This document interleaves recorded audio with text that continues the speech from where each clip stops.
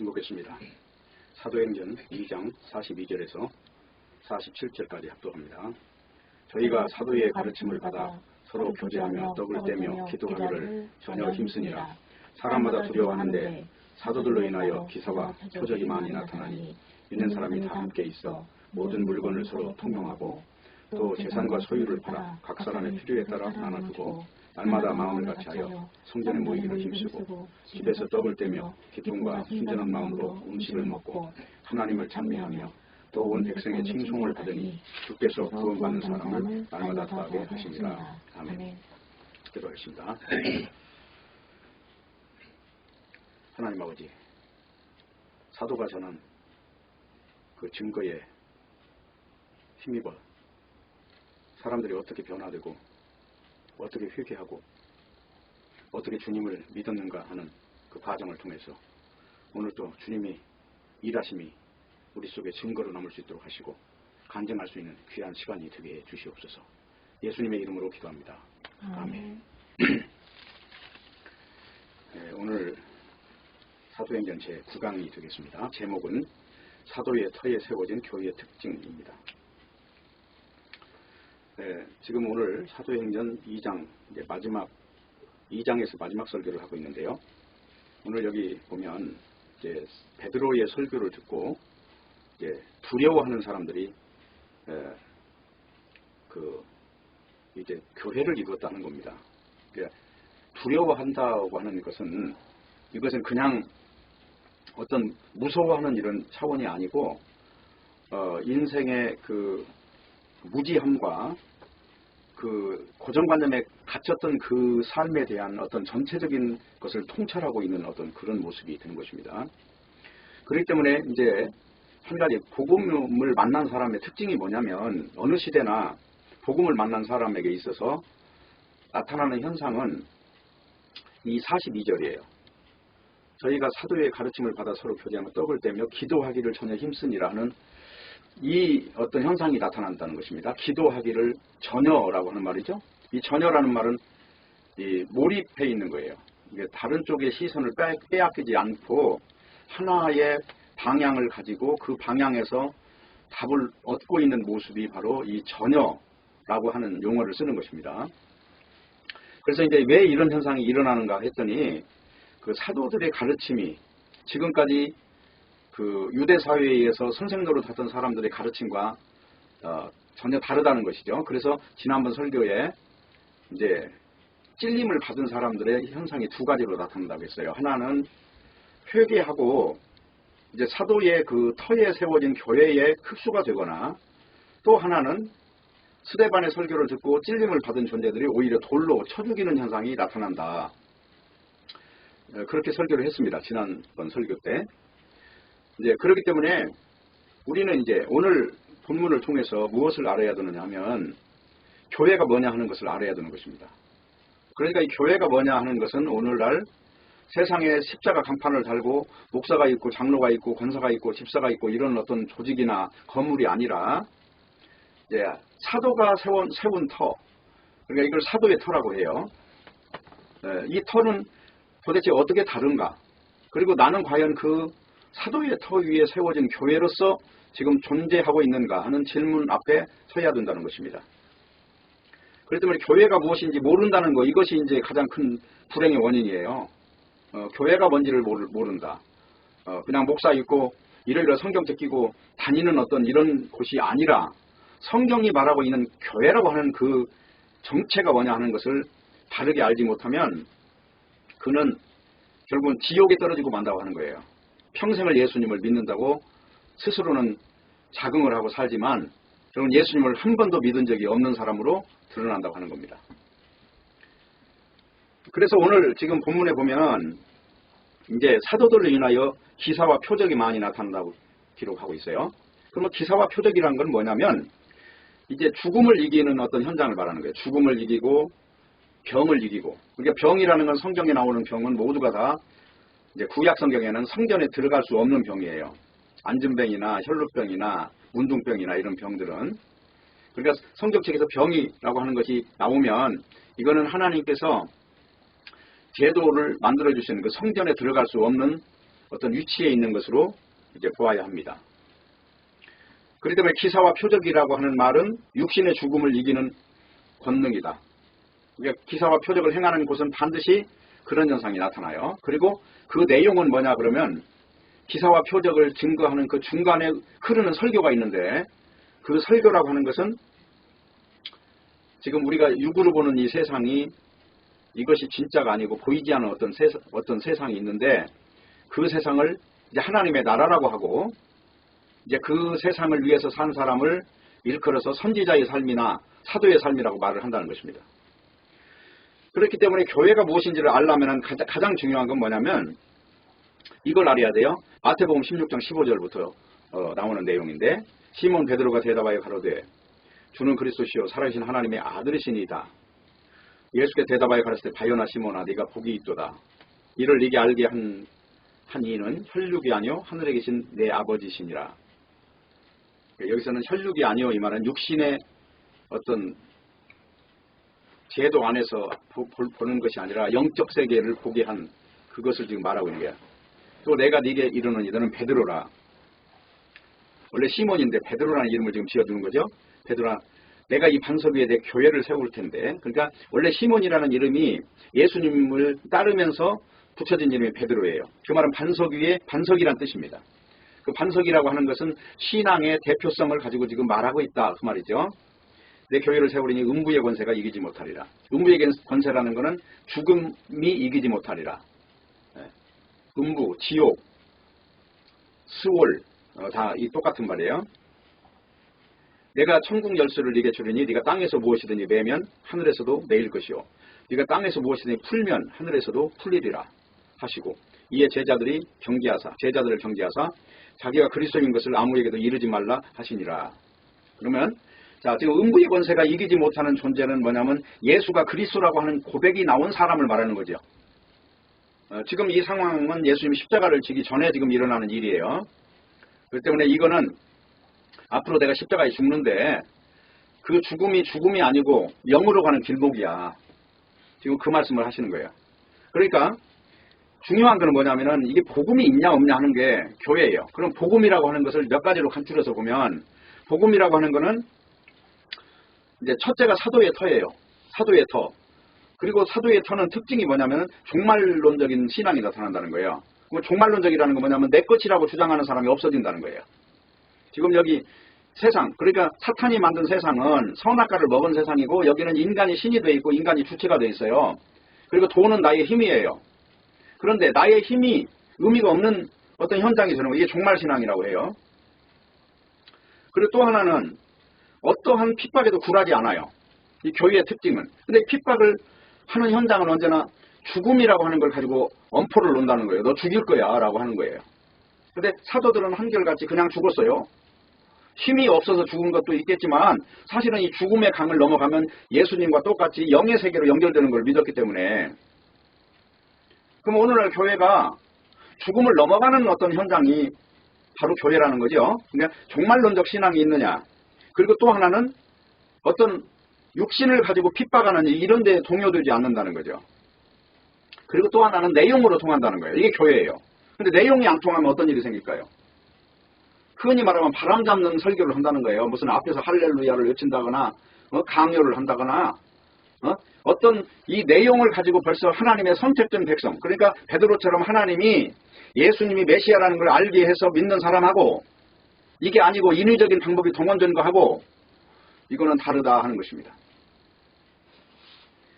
그렇기 때문에 교회는 뭐냐 하면 반드시 사도의 터라고 하는 것을 전제하는 것이 교회라는 거예요. 그래서 바로 그 복음의 내막 속에 초대된 신자는 바로 아까 말한 것과 같이 이러한 몇 가지 조건들이 다 맞아떨어지는 거예요. 그래서 가장 큰 문제가 뭡니까? 지금까지 우리 2024년이 와서 지금 우리가 설교를 듣고 설교를 하고 있는데 지금 우리 현실, 한국교회의 현실은 도대체 문제가 뭐냐 하는 것입니다. 그 문제는 다른 게 아니라 지금까지 만연된 로마 국교, 가톨릭 교회 중심의 역사관, 그리고 이것을 답습하는 것이 문제다. 복음과 관계없는 종교 행위를 가지고 기독교라는 얼굴을 한마디로 탈을 쓰고 있다고 하는 거예요. 그러다 보니까 무슨 문제가 생겨요? 신학교에서 가르치는 교회사가 뭐예요? 신학교에 가서 목사들이 배우는 교회사라고 하는 것이 그 정체가 알고 보면 카톨릭 역사예요. 카톨릭 역사. 그걸 가지고 교회사라고 가르쳐요. 그리고 실제로 성경을 믿는 사람들은 노출되지 않습니다. 다 숨어서 믿었어요. 초대교회 때도 카타콤 속에서, 그 땅굴 속에서 믿었기 때문에 노출되지 않습니다. 근데 카톨릭은 어때요? 카톨릭은 로마라고 하는, 그러니까 지금으로 말하면 유럽, 북유럽 다 전체가 다 그 하나의 로마였단 말이죠. 그 로마의 국교가 기독교에게 콘스탄틴이 선포한 밀라노 칙령을 해가지고 그때부터 기독교가 국교가 됐어요. 우리나라에도 보면 뭐 삼국시대에 불교가 다 국교가 된 것처럼 국교가 됐어요. 그러니까 예수 믿지 않는 사람도 예수 믿는 사람으로 다 대접을 받고 뭐 고백이 없는 음부의 권세가 이기지 못하는 사람이 교회인데 이것이 없는 사람도 전부 다 가서 세례 받으면 그때부터 이 사람은 기독교인이라고 하는 묘한 어떤 그 구성원 안에서 자기가 신자처럼 행세를 했던 거예요. 그것이 오늘 캐톨릭의 그 쉽게 말하면 악역이죠. 악역. 캐톨릭이라고 하는 그 정체가 뭐냐.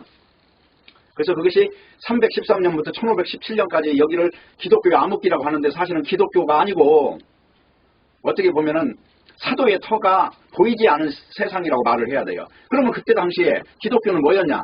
캐톨릭이었단 말이에요.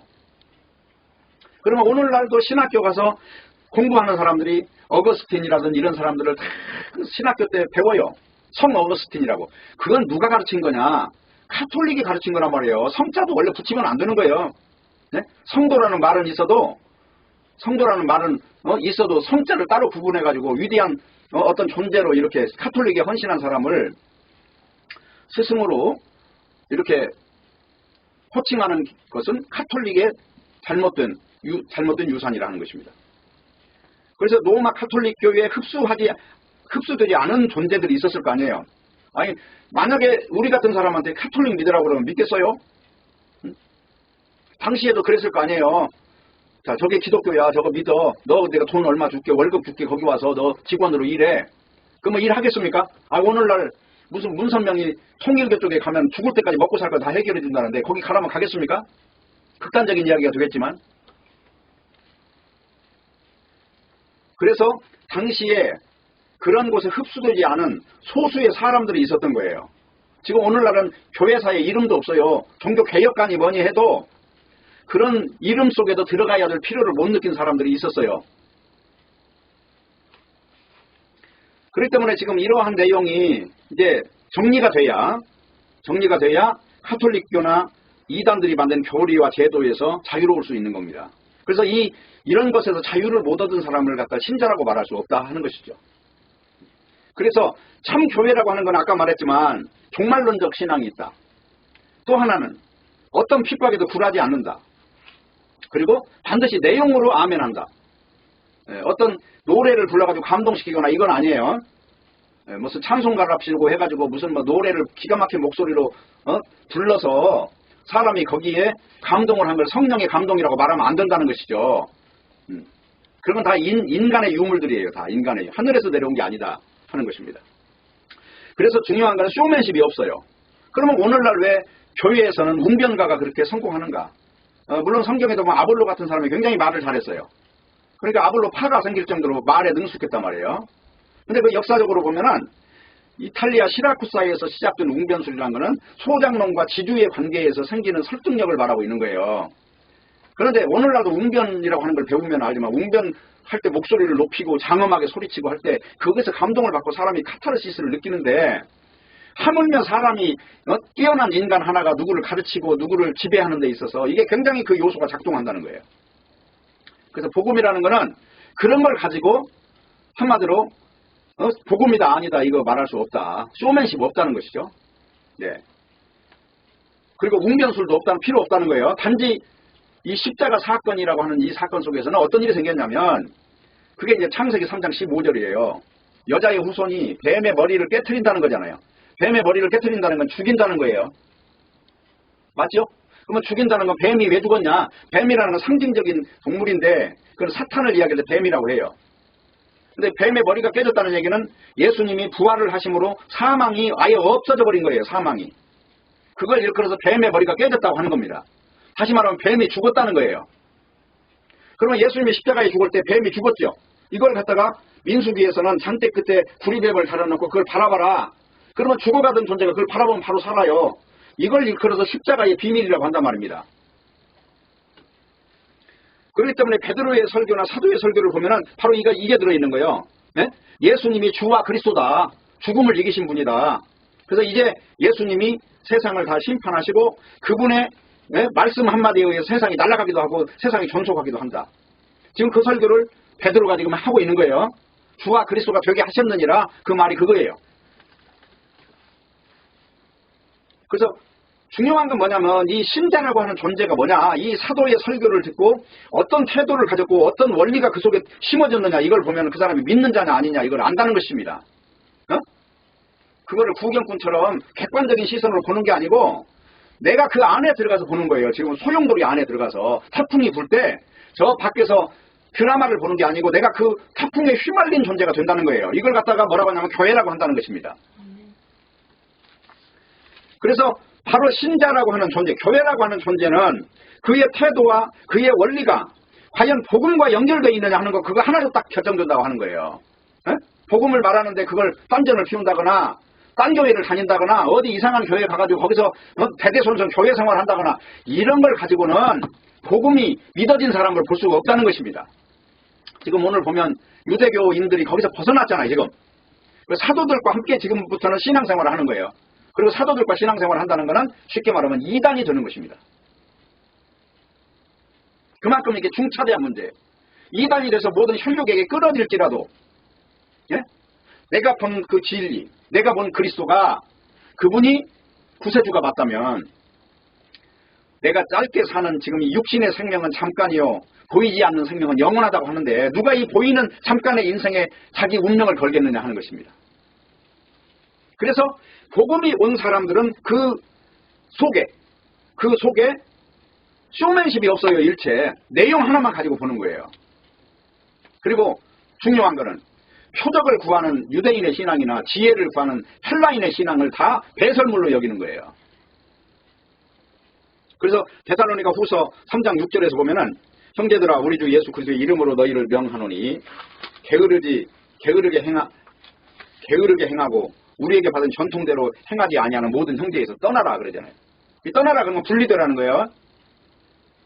그건 뭐냐면 육적인 존재들한테 떠나라는 거예요.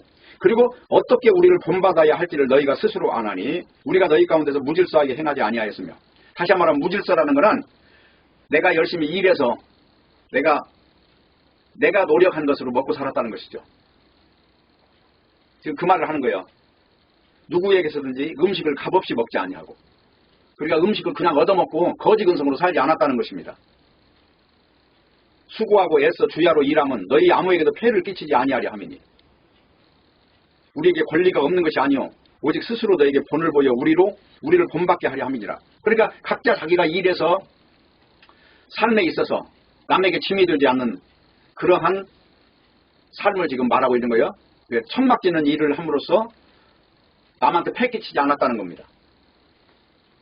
우리가 너희와 함께 있을 때에도 너희에게 명하기를 누구든지 일하기 싫어하거든 먹지도 말게 하라 했더니 우리가 들은즉 너희 가운데 게으르게 행하여 도무지 일하지 아니하고 일을 만들기만 하는 자들이 있다 하니 이런 자들에게 우리가 명령한다는 거죠. 이거는 아주 군대식으로 명령하는 거죠.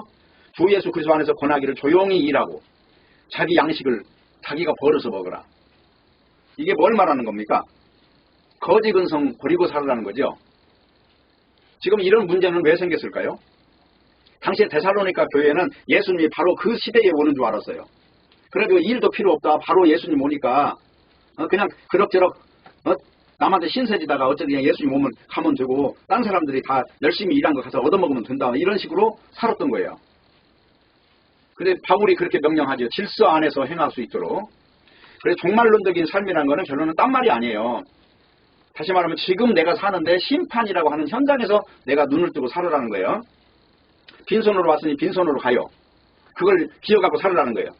모든 인생은 안개 같은 것이고 아침 이슬각 같으니 70년 100년 살아도 다 똑같은 인생이다.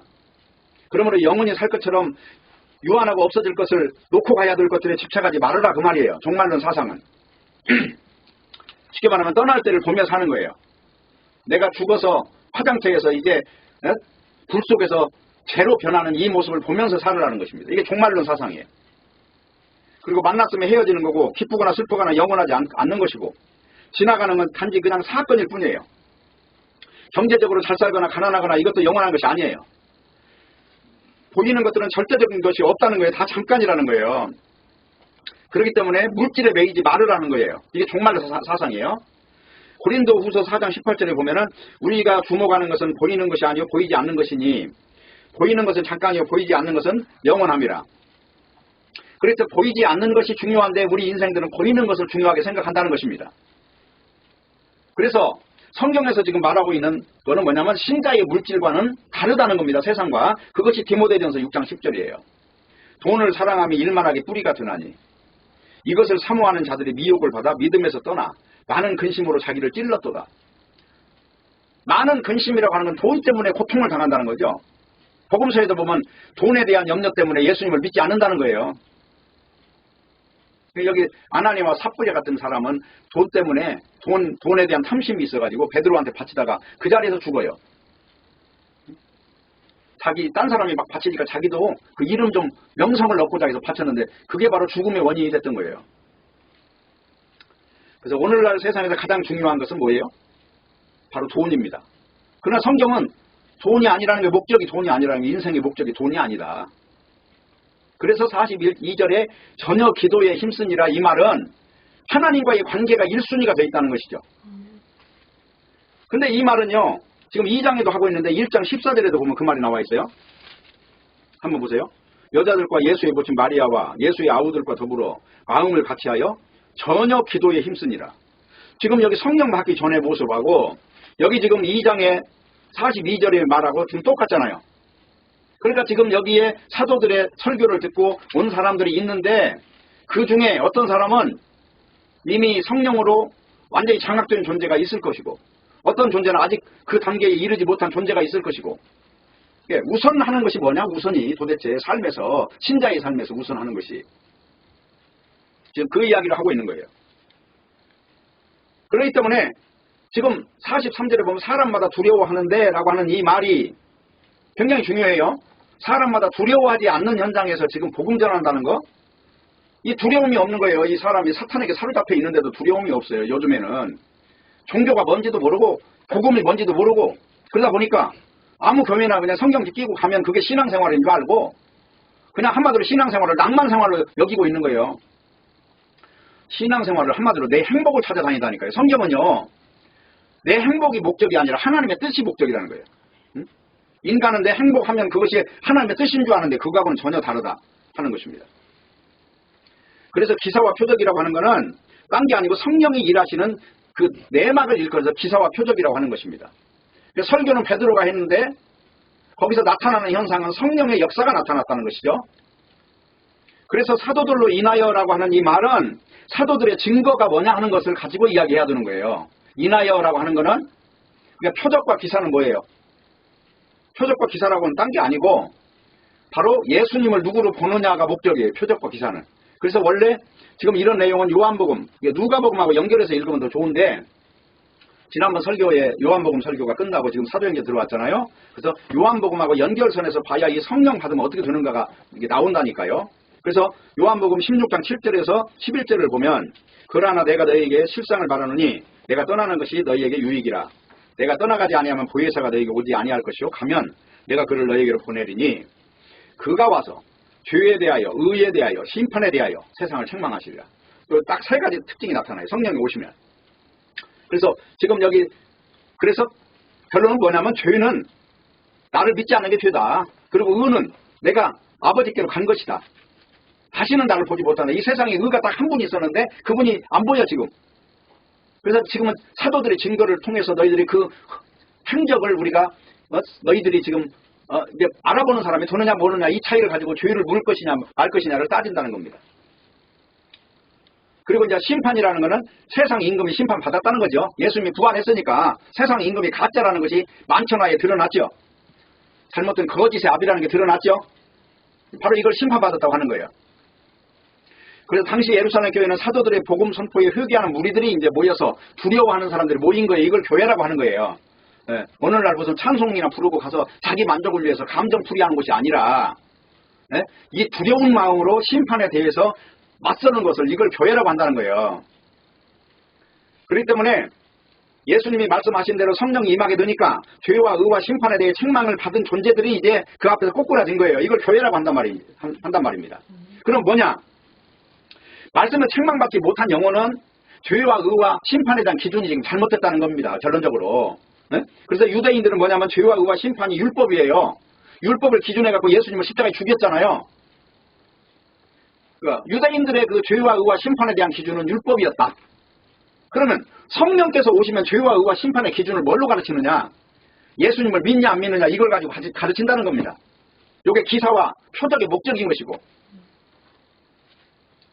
그래서 율법에 의하여 죄를 정하고 의를 정하고 심판의 유무를 결정한 이 유대교 존재들이 사도들의 설교를 듣고 깜짝 놀래고 두렵고 떨림으로 이제 무릎이 꿇어진 거예요. 거기서 꺾어졌다고 하는 거잖아요.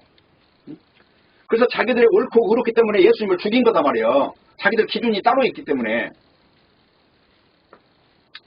그래서 예수님이 안식일을 어기고 성전을 헐어버리라 하고 자기를 하나님의 아들이라고 하고 하니, 그리고 자기 말을 듣지 않는다고 해가지고 예수님이 뭐라고 그래요? 마귀의 자식들이라고 그랬잖아요. 유대교 바리새인들한테. 그러니까 얼마나 화가 나겠어요. 오늘날도 이 교회 아닌 교회를 가지고 그 마귀의 자식이라고 말하는 건 아무 문제가 없는 것입니다. 네? 그 교회라고 하는 것은 인간이 인위적으로 세우는 게 아니고 성령이 세워나가시는 거기 때문에 인간이 함부로 교회를 세우니만이 이것도 말이 안 되는 거예요. 그래서 교회라는 거는 역사성이 없어요. 발생적이지.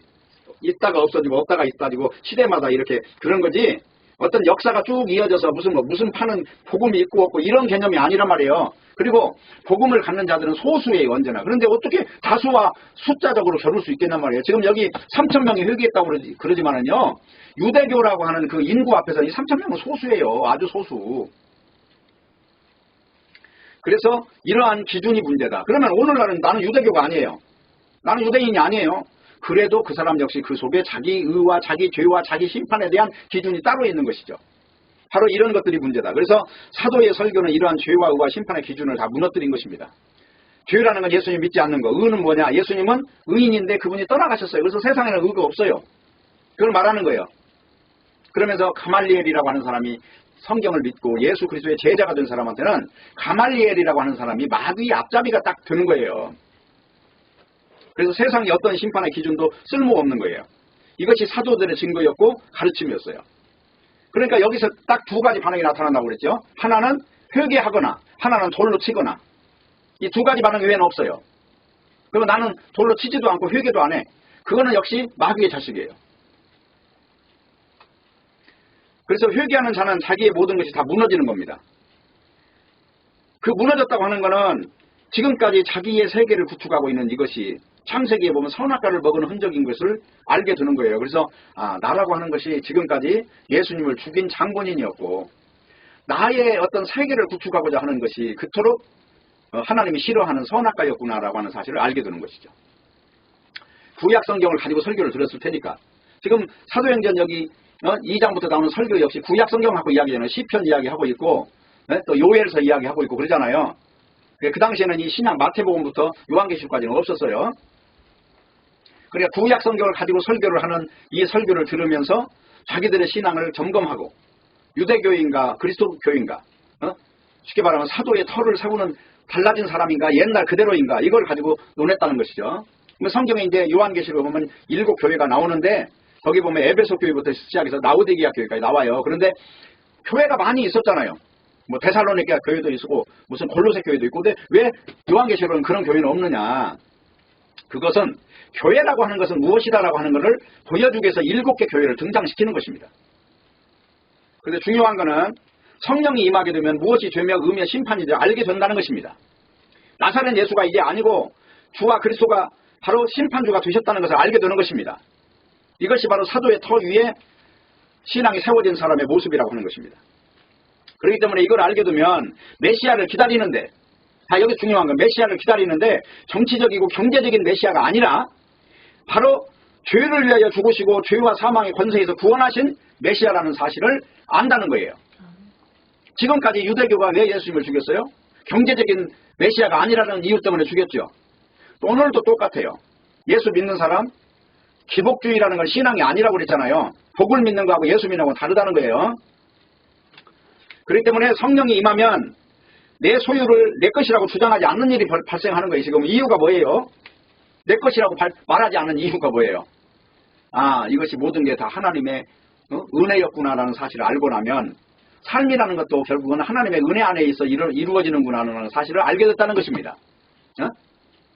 바로 그래서 내 소유를 내 소유라고 말하는 자가 없었다. 여기 32절, 4장 32절 보면 믿는 무리가 한 마음과 한 뜻이 되어 모든 물건을 서로 통용하고 제 재물을 조금이라도 제 것이라고 하는 이가 하나도 없더라. 자, 이 말이 뭐냐면 성령이 임하게 되니까 자기 재물을 자기 것이라고 주장하는 자가 없었다는 거예요. 전에는 자기 재물이 자기 것인 줄 알고 살았는데 그것이 자신의 힘이 아니라는 것을 알게 됐다는 거예요.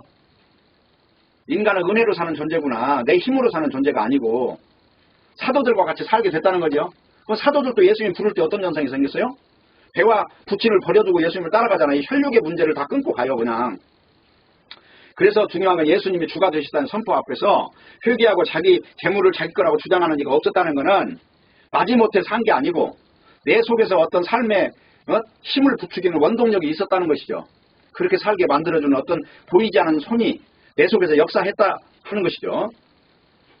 그래서 교회라고 하는 것은 세상의 어떤 힘, 권세, 부귀, 지식, 재주 다 이런 게 큰 소리 칠 수 없는 거예요. 그래서 교회 앞에 와가지고 육신 자랑하는 것처럼 팔불출이 없습니다. 단지 모두가 죄인이고 하나님이 불쌍히 여겨서 그래서 서로 만나게 된 관계일 뿐인 거예요. 바로 이것이 사도의 터 위에 세워진 교회의 모습인 것입니다. 물건을 서로 통용하고 재산과 소유를 팔아 각 사람 필요를 따라 나눠줬다는 것은 실제적으로 자신의 소유를 가진 것이 있었지만 그것을 인정하지 않았다는 거잖아요, 지금. 그러면 이게 뭐냐면 어떤 이유 때문에 이런 사건이 벌어지냐, 다 모든 거 하나님이 하시는 거거든요, 이것도. 성령이 감동 없는데 어떻게 이런 일이 생겨요? 그래서 레위기 25장에 보면 희년사상이 나와요. 한번 읽어볼게요. 레위기 25장.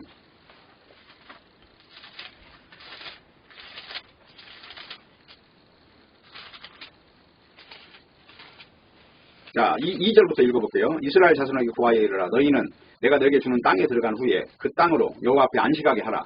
너는 6년 동안 그 밭에 파종하며 6년 동안 그 포도원을 다스려 그 열매를 거둘 것이나 7년째는 쉬게 하라. 그리고 또 8절에 보면 너는 7 안식년을 계수할지니 7년이 7번인 즉 안식년 7번 동안 49년이라. 그러면서 이게 이제 희년인 거예요. 13절. 이 희년에는 너희가 각기 기업으로 돌아갈지라. 네 이웃에게 팔든지 네 이웃의 손에서 사거든 너희는 서로 속이지 마라. 희년 후에 연수를 따라서 너는 이웃에게 살 것이요 그도 그 열매를 얻을 연수를 따라 네게 팔 것인즉 연수가 많으면 너는 그 값을 많게 하고 연수가 적으면 너는 그 값을 적게 할지니 곧 그가 그 열매의 다수를 따라서 네게 팔 것이라. 너희는 서로 속이지 말고 너희 하나님을 경외하라. 나는 너희 하나님 여호와니라. 이게 바로 희년 사상이란 말이에요. 그러니까 내가 가지고 있는 재산을 다 원래 상태로 돌려주는 거예요. 지금 오늘 일어난 지금 사도행전에 나타난 사건이 바로 이 사건이에요. 희년 사상이 나타난 사건이다. 인간이 자신의 소유를 주장할 수 없음을 알게 하는 날이라는 희년. 내 것은 없는 거다. 예수의 이름으로 죄사함을 받고 천국에 가게 된 이 하나 자체를 가지고도 돈으로 못 따지는 거잖아요. 어떻게 내가 만약에 죽어서 무슨 조용기 목사 옆에 어디 거기 낙골당에 들어가는 것만 해도 돈은 몇 억씩 거래가 된다는데 이게 다 썩어서 다 죄가 되는 걸 가지고 무슨 의미를 삼느냐 말이죠. 그런데 하물며 영원한 세상에 들어가는 이것을 우리가 받은 사람으로서 볼 때 그 여유, 그 자족함이 바로 이런 모습을 만들어냈다고 하는 것입니다. 그러니까 지금 신년에는 종된 자에게는 자유를 주고 가난한 자에게는 산 땅을 다시 되돌려주고 그렇게 한다는 겁니다. 그러면 이제 거기에 또 이 말에 똑같이 지금 오늘 사도행전을 기록한 누가복음 4장에서는 뭐라고 했는가 한번 읽어볼게요. 누가복음 4장 18절을 한번 볼게요.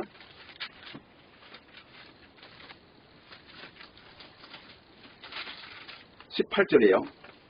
주의 성령이 내게 임하셨으니 이는 가난한 자에게 복음을 전하게 하시려고 내게 기름을 부으시고 나를 보내사 포로된 자에게 자유를 눈먼 자에게 다시 보게 함을 전파하며 눌린 자를 자유케 하고 주의 은혜의 해를 전파하게 하려 하심이라 하였더라. 은혜의 해라고 하는 것이 바로 희년이에요. 그럼 예수님이 오신 이유는 바로 이 희년이 되셔서 오신 거예요. 그렇기 때문에 예수님을 만난 사람은 이 세상 어떤 육신적인 것에 매일 이유가 없는 것입니다. 그러니까 내 재산이라고 하는 것이 없어져 버린 거예요. 이 위대한 어떤 그 하늘에 접근된 사람의 사상 속에서 일어나는 현상이에요. 그래서 이것이 바로 레위기에서 말하는 희년이고 그리스도 때문에 생기는 자유를 지금 말하는 거예요. 이 자유라는 것은 육신의 자유를 말하는 게 아니라 우리를 붙들고 있는, 우리 마음을 붙들고 있는 모든 것에서 해방되는 것을 지금 말하는 거예요. 그래서 성령이 오셔서 하는 일은 자기가 없는 인간을 만드는 겁니다. 그래서 교회라고 하는 것은 다른 말로 말하면 성령으로 살아가는 무리를 말해요. 지식으로 살아가는 게 아니라 성령으로 살아가는 무리를 말한다. 그 성령은 아까 그랬죠. 죄에 대하여 의에 대해 심판에 대해 자유를 주려고 오셨잖아요. 묶인 자에게 자유를 주시려고 오셨잖아요. 그 성령 받은 사람은 다 이런 현상이 나타날 수밖에 없는 것이다. 그래서 초대교회는 모여서 교회 발전을 목표로 살았다는 것이 아니고요. 오늘날 무슨 교회 사업하면서 회개운동이라고 하는 것도 바로 유대교회에서 지금 예수 그리스도 교로 옮기는 걸 지금 말하고 있는 거지, 무슨 옛날에 엄마 젖꼭지 물은 것까지 잘못했다고 싹싹 비를 하는 게 아니잖아요. 불교도 그런 짓은 안 해요. 응? 그래서 교회는 모여서 교회 발전을 목표로 살으라는 것이 아니란 말이죠. 날마다 구원받는 사람을 더하게 하겠다는 말을 하고 있지만은 그거는 교회 노력의 결과가 아니라 단지 성령의 역사로 말미암아 생긴 일이었어요. 설교는 베드로가 했지만 그 열매는 누가 맺혔어요? 성령이 맺히셨다 하는 것입니다. 그걸 지금 말하고 있는 거예요. 그래서 오늘 우리가 본문을 통해서 교회가 무엇인가를 배워야 되는 것이고, 교회가 단지 십자가 걸고 성경책 설교하는 것이 아니라는 것입니다. 교회가 무엇을 바라보고 살아가야 하는가, 이걸 보아야 한다는 것입니다. 그래서 우리가 지향해야 되는 것이 과연 성령인가 아니면 세상적 관습인가, 이 부분을 명쾌하게 하셔야 돼요. 가장 문제가 되는 것은 캐톨릭의 답습 때문에 생긴 현상이 오늘날 한국교회의 전체를 지배하고 있고, 심지어는 목사들이 신부관이 있는 그 이상한 옷을 입고 마치 그 성직자 행색을 하는 거, 성자를 붙여가지고 성직자라는 말이 성경에 어디 있냐고 도대체. 목사라는 말도 성경에 딱 한 군데 나오는데 그 원어를 파고 들어가면요, 그 먼저 든 자라는 말에 불과해요. 그게. 그렇기 때문에 우리는 이런 캐톨릭의 답습이 완전히 무너질 때까지 성경 안에서 그것을 밝히 찾아야 되는 것이고, 예수 그리스도가 오셔서 십자가에 죽으시고 3일 만에 부활하시고 승천하시고 성령이 오신 이 일련의 과정이 인간이 개입된 일이 있어요, 없어요? 없다는 하나님 홀로, 하나님의 열심으로. 그래서 오늘 예수 믿는 것도 우리는 우리의 노력이나 우리의 기도로 되는 게 아니에요. 전혀 기도에 힘쓰니라 이 말은 하나님과 관계에서 오직 1순위 인생이 된 걸 말하고 있는 거지, 그걸 막 노력을 하고 무슨 내가 정성을 바치면 하나님이 지성이면 감천이라고 해서 응답 주고 이런 개념이 아닌 거예요. 그래서 성경에 나오는 이야기 중에 제일 중요한 게 에베소서 2장 8절 9절이란 말이에요. 너희가 그 은혜를 인하여 믿음으로 말미암아 구원을 얻었나니 이것이 너희에게 난 것이 아니요 하나님의 선물이라. 행위에서 난 것이 아니니 이는 누구든지 자랑하지 못하게 함이니라. 이 모든 게 다 은혜로 되는 거예요. 그리고 이 은혜를 알았다면 이제 입에서 나오는 소리는 내가 했다는 소리는 없는 것입니다. 가장 중요한 것이 바로 사도의 터 위에 세운 교회가 뭐냐 하는 것이고, 오늘 바로 누구든지 이 질문 앞에 서야 되는 거예요. 내가 사도의 터 위에 세워져 있는가? 이게 아니면 교회가 아니기 때문에 그것처럼 불행한 일이 없다는 것이죠. 세계에는 지금 이 성경책에 묶여있는 자가 약 30억이 넘어요. 근데 과연 사도의 터 위에 저 역사에서 보면 AD 313년에서 1517년까지 그거 빼고 그 잘못된 종교와 연합하지 않고 조용히 빛도 없고 이름도 없이 흔적도 없이 살다가 천국에서 만날 그런 하늘의 후사들이 그토록 하늘의 별과 같이 많이 있었다고 하는 것입니다. 모쪼록 오늘 말씀을 듣는 여러분에게 이러한 축복이 일어나기를 바라고, 부디 하나님의 은혜가 여러분에게 왕노릇하는 사람이 되셔서 예수 은혜만 자랑하고 예수님이 지정해 주신 그 진리의 터 위에서 굳게 서서 흔들리지 않고 핏발에 흔들리지 않고 걸어가는 귀한 하늘의 성도들이 되시기를 바라겠습니다. 기도하겠습니다. 하나님 아버지 감사합니다. 오늘 또 말씀을 주셨사오니 이 말씀과 같이 사도의 터 위에 교회가 되어지는 역사가 일어나도록 축복해 주옵소서. 예수님의 이름으로 기도합니다. 아멘.